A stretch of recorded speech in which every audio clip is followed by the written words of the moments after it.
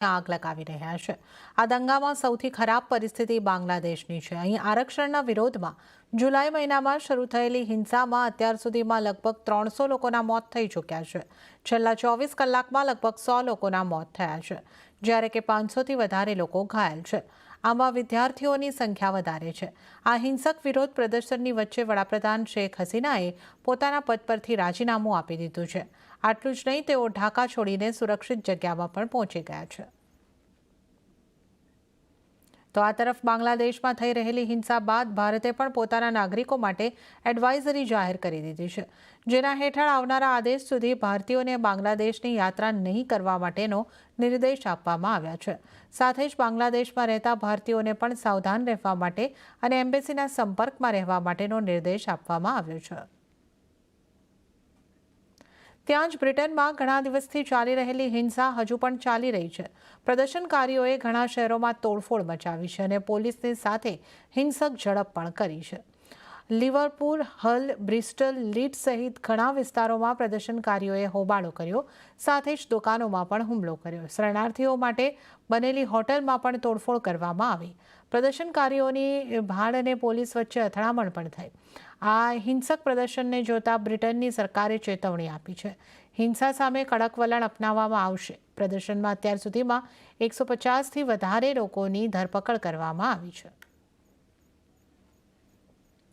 તો ડાંગરની ખેતી કરતા ખેડૂતો માટે મહત્વની માહિતી। ડાંગરની અનોખી પ્રજાતિની શોધ થઈ। હવે ડાંગરની ખેતી કરવી આસાન બનશે। ઘઉંની માફક કરી શકાશે ડાંગરની ખેતી। ડાંગરની ખેતી કરવા હવે ખેડૂતોએ ખેતરમાં પાણી નહીં ભરવું પડે, કેમ કે ઘઉં માફક રોપણી કરીને ડાંગરની ખેતી થાય તેવી પ્રજાતિની શોધ કરાઈ છે, જેનું નામ છે GAR 201 પ્રજાતિ। ડાંગરનું સંશોધન ગુજરાત 13 કૃષિ સંશોધન કેન્દ્રના કૃષિ વૈજ્ઞાનિકોએ કર્યું છે, જે અમદાવાદ સહિતના ડાંગર પકવતા ખેડૂતો માટે આશીર્વાદરૂપ બનશે। ગુજરી અને મહીસાગર જાતની ડાંગર માફક રોપણી કરી શકાશે, જેમાં ખેતીનો ખર્ચ અને પાણી વિના ડાંગરની ખેતી થઈ શકશે। તાજેતરમાં સંશોધન મુજબ GAR 201 ડાંગરનું વાવેતરનો ખર્ચ ₹2000 થશે।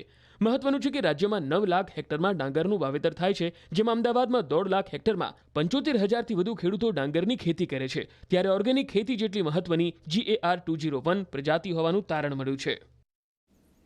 તો આજથી પવિત્ર શ્રાવણ માસનો પ્રારંભ થયો છે। શિવ મંદિરો હર હર મહાદેવના નાદથી ગુંજી ઉઠ્યા છે।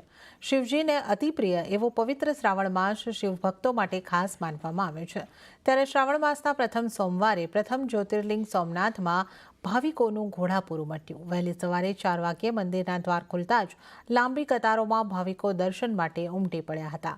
માન્યતા મુજબ શ્રાવણના સોમવારે સોમનાથ મહાદેવના દર્શન માત્રથી લોકોના દુઃખ, દર્દ, પીડા દૂર થાય છે।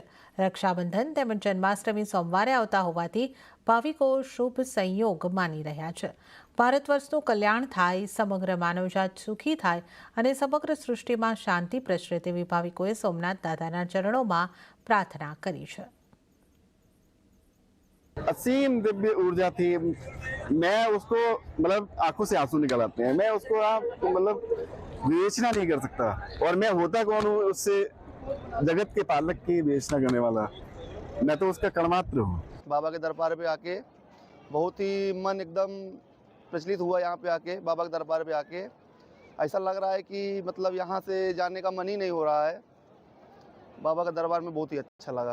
बहु सरस, बहु वर्षों पछी, कम से कम 70-72 वर्ष पछी आ समय आयो छे के जे श्रावण महीनानी अंदर पहलो सोमवार श्रावण महीनानो छे अने आ वर्षे महीनो जे पूरो थाय छे ए बी सोमवारना दिवसे ज पूरो थाय छे। बस महादेवने एक ज प्रार्थना करवानी के सर्वનું કલ્યાણ થાય। તો સાથે જ